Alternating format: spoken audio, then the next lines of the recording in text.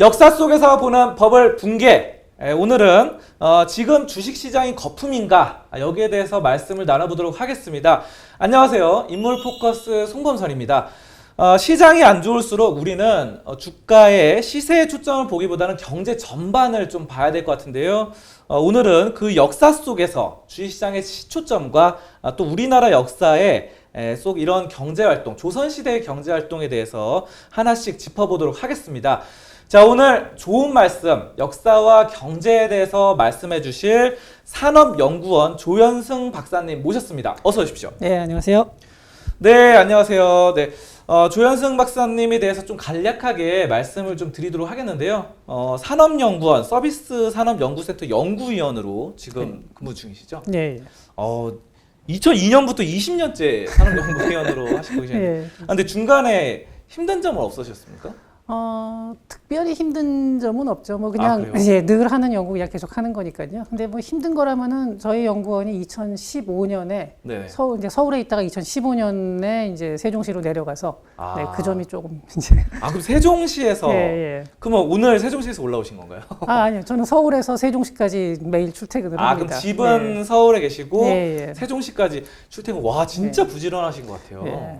그 점이 제일 힘든 점이죠. 네, 아니 지금 아까 20년째 산업연구원에서 근무하시는 것도 그렇고 요즘은 제가 보는데 뭐 공무원분들이나 아니면은 공무원 합격하신 분들도 진짜 막 1, 2년 있다가 그만두고 이런 분들이 많더라고요. 네, 뭐 그런 분들도 있는데 사실은 이제 세종시라는 환경으로 이제 늘 서울에 있다가 세종시로 가니까 좀 적응을 못 하시는 분도 간혹 있는 것 같기는 해요. 예. 네, 그래서 직장을 한 군데서 진짜 금방 그만두는 것보다는 이렇게 오래 하시면서 꾸준하게 하는 게 진짜 중요한 것 같습니다. 자, 그리고 또 말씀을 드리자면요. 미국 인디애나 대학교에서 경제학과 경제학 석사, 박사 졸업을 하셨고요. 또 한양대학교 경제학과 졸업을 하셨습니다. 또 최근에 이 유튜브 채널에서 인문 채널 휴에 또 나오시고 계시죠. 네, 그렇습니다. 인문 채널 휴는 역사 위주로 많이 하시더라고요. 네, 과거에는 순수하게 역사만 했었는데 이제 작년부터 좀 경제 관련된 내용도 같이 섞어서 하고 있죠. 맞아요. 제가 박사님 그 영상을 봤는데 뭐 역사뿐만 아니라 또 경제, 뭐 여러 가지 경제 말씀하시는데 되게 재밌게 잘 보고 있습니다. 네, 감사합니다. 네, 오늘도 좀 좋은 강의 좀 부탁드리도록 하겠고요.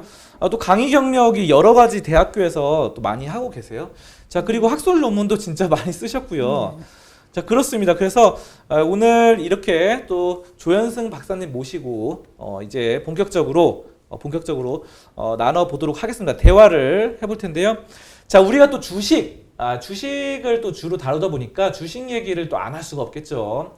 과연 내가 하는 이 주식 언제부터 시작됐는지 궁금하실 분들 많으실 것 같습니다. 이런 인문학적인 게 굉장히 중요해요. 이 역사를 알아야 역사는 또 반복되지 않습니까? 그렇죠. 예전에 토인비 학자분이 그랬던 것 같은데. 예, 역사는 뭐 계속 돌고 도는 거니까요. 네, 그래서 이게 주식도 그렇잖아요. 주식도 예전에 있었던 과거의 힘든 것들이 다시 반복되고 경제도 과거에 힘들었던 뭐 안 좋은 것들이 또 반복되고 그래서 그 안 좋은 것들이 반복되는 거를 미리 공부하고 미래를 대비해서 공부하고 준비를 할 수 있는 것.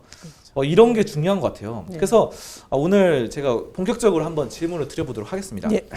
자, 주식시장 어떻게 시작했는가? 전 세계 주식시장의 역사. 주식시장 어떻게 시작한 겁니까? 사실 주식시장이 시작된 게 뭐 주식이 갑자기 딱 시작될 리가 없죠. 근데 주식시장이 시작되는 거는 자연스럽게 무역이 발달하면서 이제 상업이 발달하면서 그 위험을 회피하기 위해서 보험이 생기고 그러면서 금융이 여러 가지 이제 위험 회피 상품이 생기면서 주식이 발달을 하게 되는데요. 아무래도 주식시장 중에서 지금 먼저 딱 떠오르는 거는 월스트리트겠죠. 그렇죠. 미국의 월스트리트. 그래서 월스트리트의 탄생에 대해서 제가 간단하게 말씀을 드리겠습니다. 먼저. 네, 월스트리트는 사실은 이게 미국의 그러니까 맨하탄의 발견하고 맨하탄이 발전하는 과정하고 거의 같이 시작이 됐습니다. 처음에 맨하탄을 발견한 사람은 그 네덜란드 동인도 회사의 그 해프문이라는 배가 있는데 네네. 이 배가 처음 발견을 하죠. 아, 예, 근데 그때- 원래 거기 예. 인디언들 살고 있지 않았습니까? 살고는 있었는데 인구 그러니까 밀도가 많지 않고 네. 빈 땅이 많았어요. 아. 예, 지금처럼 소유권이 있고 그걸 다 쫓아낸 게 아니라 네. 처음에는 워낙에 빈 땅이 많다 아. 보니까 이 해프문호가 갔는데 네. 그때 들어갈 때 그 선장 이름이 허드슨이었죠. 어. 네, 그래서 허드슨 리버가 이제 그 네. 허드슨 강이 맨하탄을 예, 가로지르죠. 거기 예. 미국에 있잖아요. 예, 그게 이 허드슨 선장의 이름을 딴 겁니다. 그래서 처음에 이제 가가지고 뭘 했냐면은 모피 무역을 했어요. 아, 네네. 인디안들이 가져오는 모피 무역을 했는데 이게 장사가 잘 되는 거예요. 네. 그래서 1625년도에 집단으로 그러니까 상당히 많은 네덜란드인들이 가는데 네. 특히 그때 네덜란드에서 청어잡이를 해서 청어를 소금에 염장을 하죠. 이제 오, 염장을 네. 해서 가공을 하던 유태인들이 많이 있었는데 네네. 그 유태인들이 많이 건너가게 됩니다. 아, 그러면서 거기다가 뉴 암스테르담이라는 이름을 붙이죠. 네네. 그리고 이제 1609년에 처음 이 맨하탄을 발견을 했는데 네. 1626년에 네덜란드에서 서인도 회사라는 걸 만들거든요. 오. 동인도 회사는 많이들 알고 계시죠. 네. 예. 근데 서인도 회사는 잘 못 들어보셨을 거예요. 근데 그 네. 하는 임무는 거의 같습니다. 그러니까 정부에서 무역 독점권을 준 그러니까 국영 투자 회사인데 요즘 우리나라도 뭐 무역 투자공사 이런 것들이 있는데 거기선 직접 무역은 안 하죠, 잘. 네네. 그쵸. 근데 여기서는 동인도 회사나 서인도 회사는 가서 직접 민간 회사처럼 무역을 하는 회사입니다. 아, 예. 그냥 기업이네요. 그렇죠. 예. 기업인데 오. 국영 기업인 거죠. 네네. 예.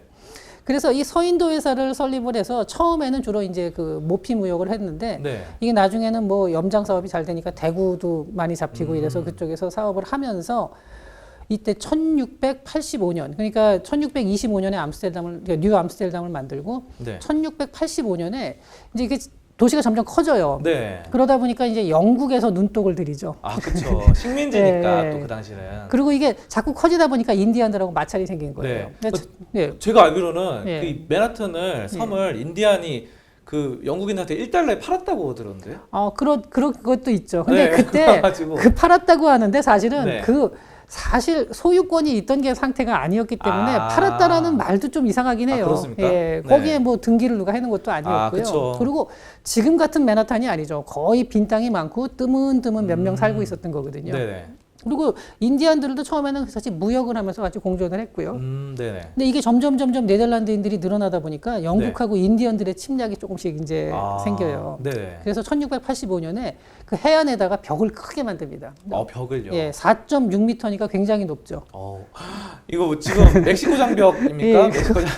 그보다 가만 어떻게 되나요? 높이가 4.6m면 네. 굉장히 높은 나무 벽을 쭉 만들었는데 이 벽이 1699년에 다 소실이 되긴 했는데 1800년대까지 일부가 남아 있었다 그래요. 그게 월스트리트인 거네요. 네, 그래서 월스트리트가 이름이 됐다는 설이 있습니다. 목책 나무로 만든 네. 이 목책 이 벽이 4m짜리가 예. 월스트리트가 됐다. 네, 네. 그런 설도 있고 또 하나는 네덜란드 사람 중에 근데 월룬이라는 사람이 있었는데 네. 그 일가가 거기에 많이 정착을 해요. 네네. 그래서 보면 이름이 이게 이 월룬이라는 네덜란드 이름이 영국 그 이름이 그러니까 영국식으로 하면 월이 돼요. WAAL. 네, A가 벽이죠, 소개죠. 벽. 예, 예.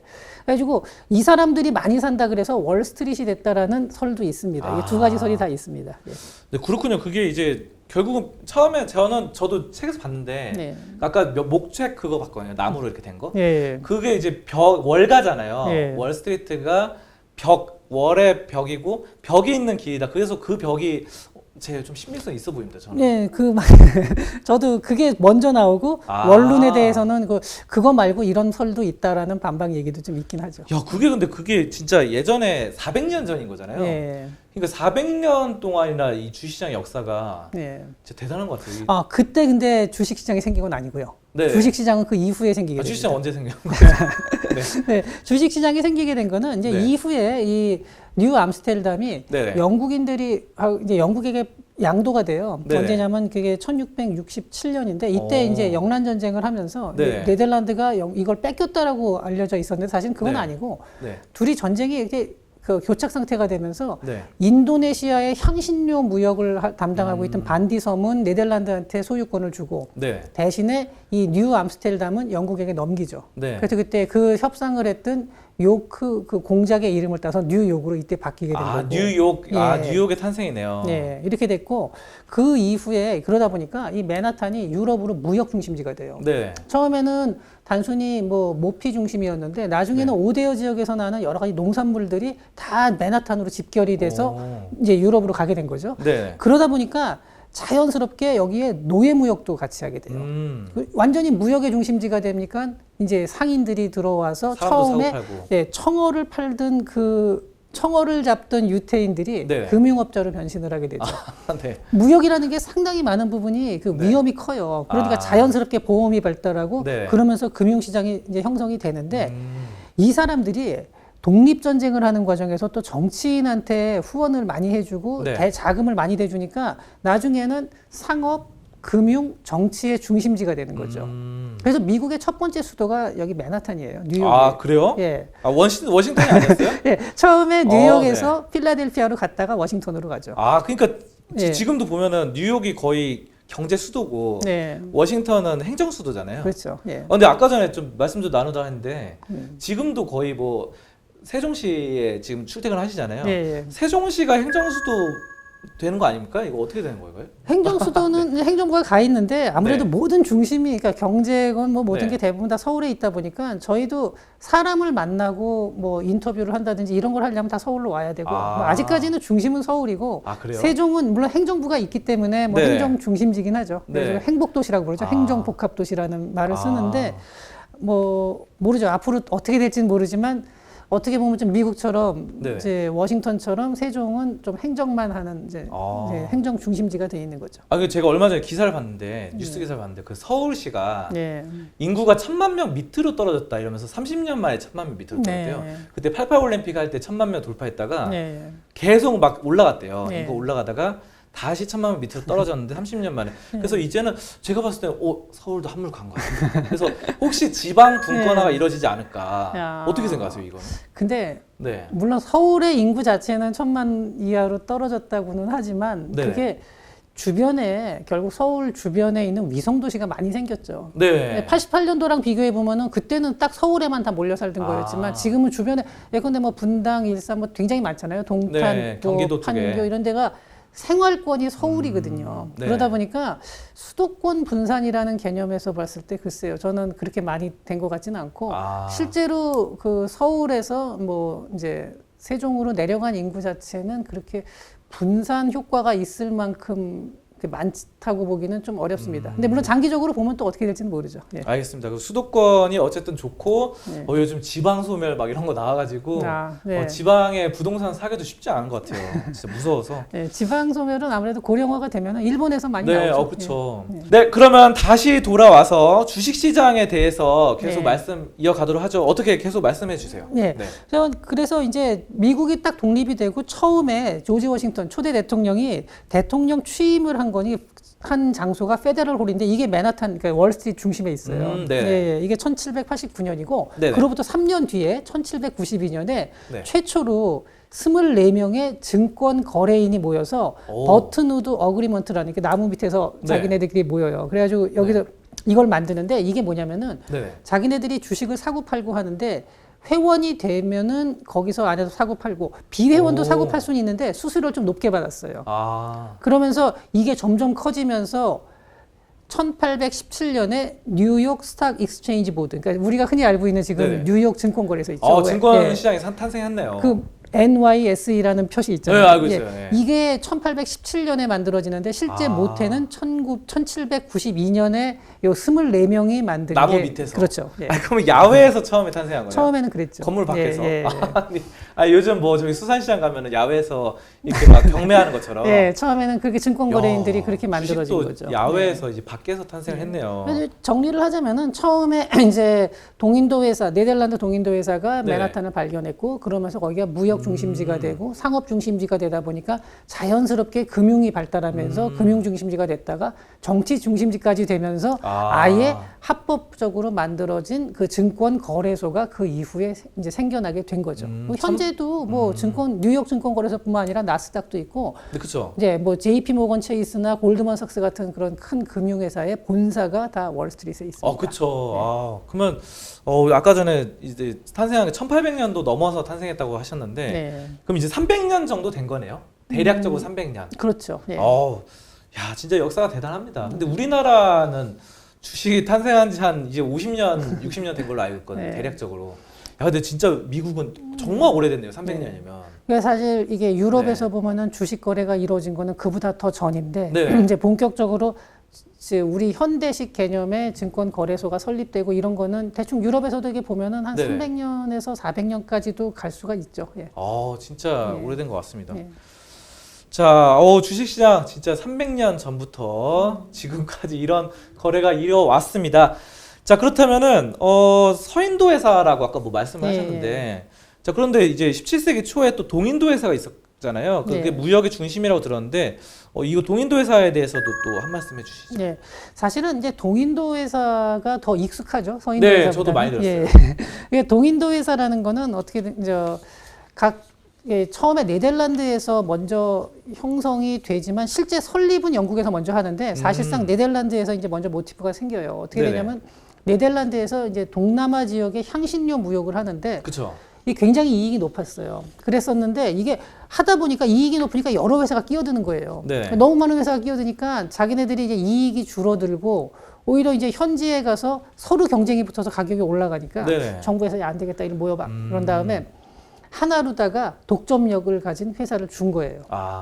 그래서 그 일대 그 아시아 쪽에 사실은 동인도라 그랬는데 사실은 그 네. 아시아 전체죠. 거기에 독점적인 무역권을 주는 그러니까 국립회사라 그래야 되나요? 이 당시라면은 예. 네. 이런 공기업을 하나 만든 거예요. 무역 공기업을 그래요? 만들어서 이제 그걸 설립을 했는데 사실 그런 얘기가 나오니까 영국에서 잽싸게 먼저 1600년에 만들어요. 1602년에 네덜란드가 만들고. 근데 설립은 영국이 2년 먼저 했지만 네. 초창기에 보면은 네덜란드가 훨씬 더 컸어요. 그쵸. 예, 이익도 훨씬 더 많이 내고 물동량도 훨씬 더 많았는데 네. 그 가장 큰 이유가 뭐였냐면은 이 영국에서는 배가 한번 왔다 갔다 하면은 그 하나당 동인도 회사 소속의 배가 여러 대가 있을 때 네. 그거 하나당 투자를 하게 해요. 아, 그러니까 이 배가 왔다가 풍랑을 만나서 사그라들면은 자기 돈 네. 다 날리는 거죠. 아, 네. 근데 네덜란드에서는 그렇게 안 하고 회사 자체에 주식을 투자하는 거예요. 아, 그러니까 네, 동인도 회사 자체가 주식이 된 거네요. 그렇죠. 네, 동인도 회사 전체에 대해서. 그 근데 주식을 사고 팔고 그렇죠. 사고 팔고. 근데 이 영국에서는 그렇게 하진 않고 동인도 회사가 있고 각 배에다가 투자를 하는 거예요. 아, 그러니까 위험이 훨씬 더 크죠. 네, 그렇죠. 예, 그러다 보니까 투자한 모인 이 돈 자체가 네덜란드 네. 쪽이 훨씬 더 많아요. 근데 그게 아. 자기네 나라 사람만 하는 게 아니라 전 그 유럽에 있는 사람들이 다 투자를 하거든요. 네. 그러면서 이때 주식 시장이 네덜란드에서 굉장히 커져요. 네. 그러니까 아까 얘기한 거는 제가 이제 뉴욕 그 증권 거래소는 한 300년 됐다고 하지만 이 네덜란드에서 초창기에 만들어 1600년대 한 초중반에 만들어진 걸로 네. 따지면은 진짜 한 400년 되는 거죠. 그 네덜란드 더 오래됐죠? 더 오래됐죠. 야, 근데 제가 그거 들었는데 네. 이 전 세계 최초의 주식이 그러면 동인도 회사인 거죠? 전 세계 최초 첫 번째 발행한 주식이. 저도 최초라고는 제가 장담을 못 하겠는데 네. 이 대규모로 우리가 지금 생각하는 식의 대규모 주식은 동인도 회사라고 그렇죠. 처음이죠. 대규모로 지금 뭐 여러분들이 막 사고 파시는 삼성전자, 그렇죠. 예. 뭐 SK하이닉스, 현대차 이런 것처럼 예. 주식 단일 기업으로 사고 판 거로 대규모인 대기업은 예. 동인도 회사가 처음인 걸로 전 세계에 처음인 걸로 그렇죠. 알고 그 있습니다. 네덜란드 동인도 회사는 수익률도 좋았을 뿐만 아니라 규모 면에서 네네. 지금 역대 모든 기업을 다 통틀었을 때 아직도 이 기록은 안 깨지고 있어요. 시가총액 1위. 예, 시가총액. 역사. 예, 전 세계 역사에서. 그리고 앞으로도 이런 건 나오기 힘들어요. 이렇게 네. 한 나라에서 독점을 해서 전 유럽에 있는 돈을 다 긁어 모은 회사니까 이런 거는 앞으로는 나오기가 쉽지는 않겠죠. 이 우리나라에서 이런 거 하나 나와야 되는데, 그렇죠? 나오면 좋죠. 나오면 좋은데, 저도 그러니까 물론 이런 독점은 아니지만 네. 저거 이렇게 큰 규모의 회사가 나오면은 좋죠. 저도 이런 주식을 좀 사가지고 사놓으면 좋을 것 같은데. 네. 근데 중요한 건 이거 사도 안 좋은 게 지금 망했잖아요, 결국. 나중에 망했죠. 나중에 망하는데 그거는 좀 다른 이유예요. 그러니까 네네. 이게 한때는 이 암스테르담 주식시장에 이게 선물 옵션도 했는데 그 트레이더, 그러니까 이 증권 네. 거래하는 그 브로커가 1,000명이 넘었을 정도였는데, 그쵸. 예, 이렇게까지 갔었고, 근데 이 동인도 회사가 처음에는 무역만 하다가 나중에는 군사권을 얻고 외교권까지 받아요. 성격이 달라지네요. 달라지죠. 영국도 마찬가지고. 그런데 영국하고의 결국 경쟁에서 밀리면서 이게 망한 거죠.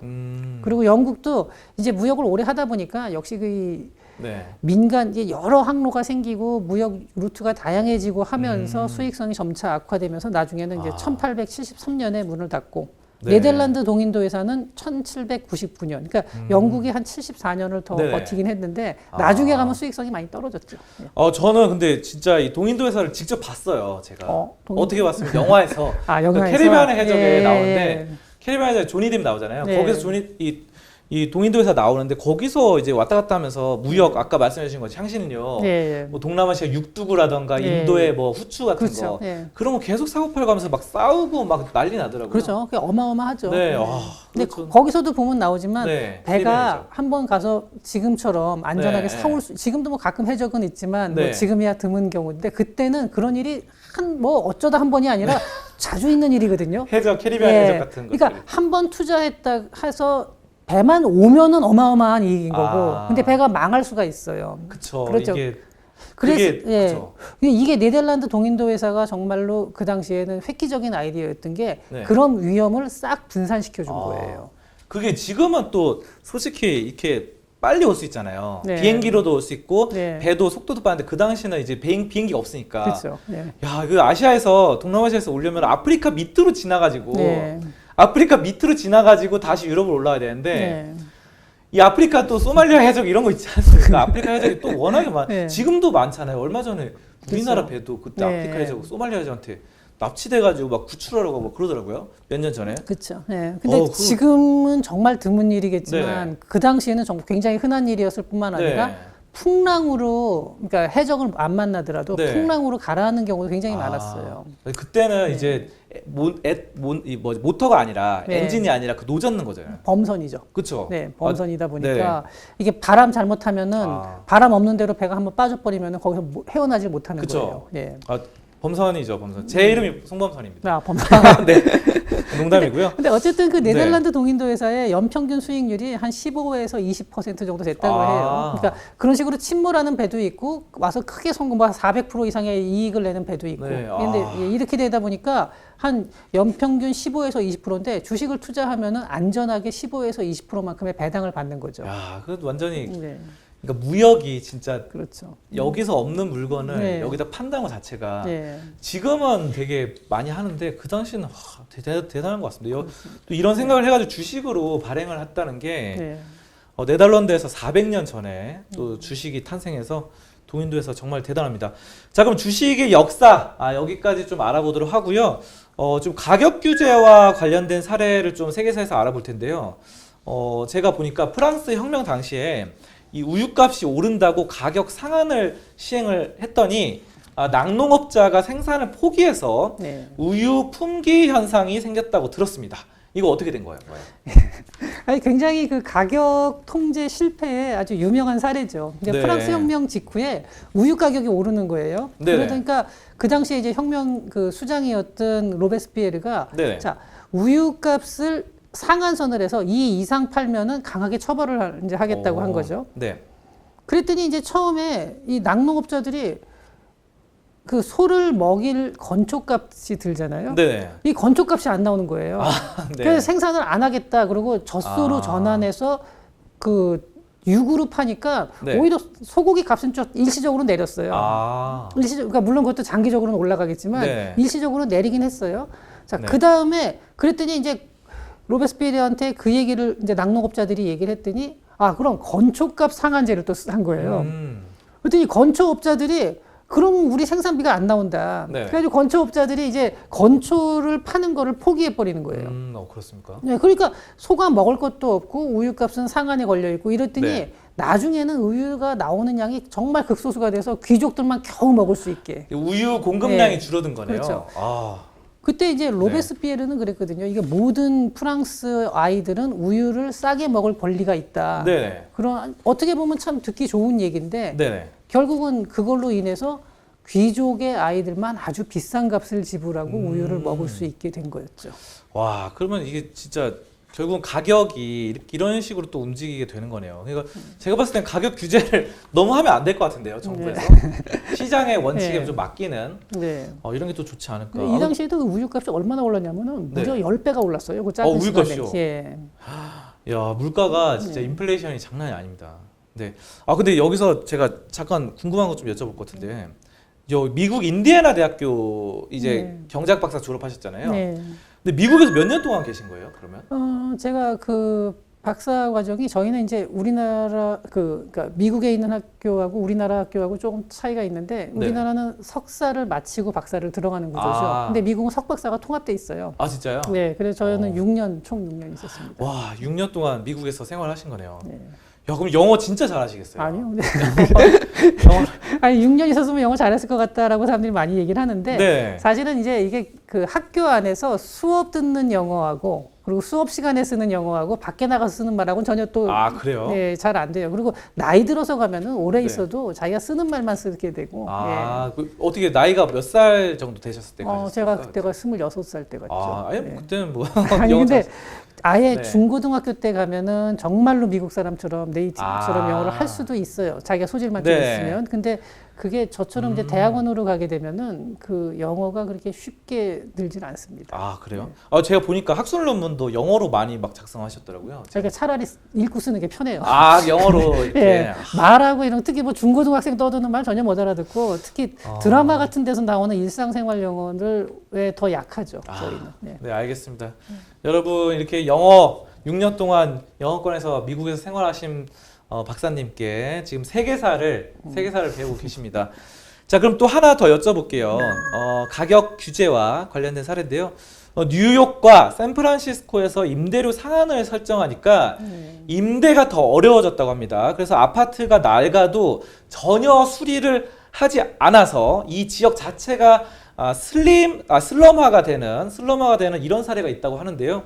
이 점에 대해서도 좀 설명을 부탁드리겠습니다. 네, 사실 이 아파트 가격 상한제를 한 케이스는 굉장히 많아요. 네. 다른 나라도 많은데 뉴욕하고 샌프란시스코 사례를 제가 한번 찾아봤습니다. 네네. 근데 뉴욕에서는 이제 1969년에서 1974년까지 그 여러 가지 법이 계속 이제 연차적으로 그 렌트비를 그러니까 임대료를 이제 임대료 상한제에 관련된 여러 가지 법령들이 이제 통과가 됩니다. 네네. 먼저 69년에 임대료 안정법이 들어오는데 이제 그 전에는 또 임대료 통제는 조금씩 있었어요. 근데 이때는 이제 어떻게 했냐면은 6채 이상으로 이루어진 아파트는 모두 렌트를 그러니까 임대료를 통제하는 거예요. 네. 그리고 위원회를 만들어서 그 위원회에서 자, 올해는 몇 프로 인상 딱 이렇게 정해주는 거죠. 몇 프로까지를 인상할 수 있다 이렇게. 그 다음에 70년엔 최대 기본 임대료, 그러니까 어느 선 이상을 넘지 못하는 제도인데 이거는 뭐냐면은